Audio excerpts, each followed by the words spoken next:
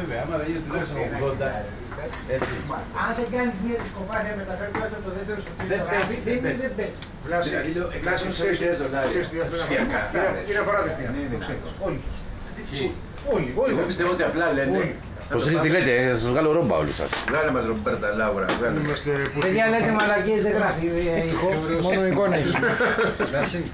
Το πιο ωραίο σύστημα της Ελληνικής που ακούσει με τον Εύρο Μετρινό Πουλώνο και μου έκανε δώρο για Ο Γκακού.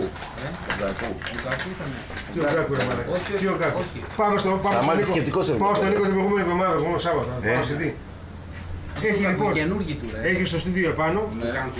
Με τις 2.11 τις 2. Είναι παρεξηγημένα τα πράγματα. Εσύ άκουσες τα αγγλικά τα όνειρα. Άκου να γελάσεις μα. Άκου να γελάσεις. Πάω λοιπόν. Άκου να γελάσεις. Πάω λοιπόν επάνω, έχει στήσει τα άβακα τα μεγάλα. Με το τελικό και το πρώτο άβακα που οδηγεί το ψηλό. Ήταν ενεργά ξέρεις κάτω. Παίζει με ένα audio του γαμάτο CD. Και μου λέει κάτσα μου να ακούσουμε το CD. Τι παίρνεις τώρα τα ταβάνια. Όλα. Δεν μου σύμφωνο. Δεν να φτιάξει κάτι αντίστοιχο.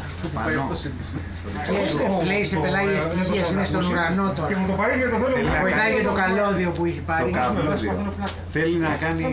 Δεν θέλω να δηλώσετε τους θεμαλάκες και οι δυο σας. Όχι μου λέει, το έχω σαν τάκ. Αυτό να καταγραφεί. Και πέσω με το τάκ το Cambridge. Μπράβο. Φιλάκια.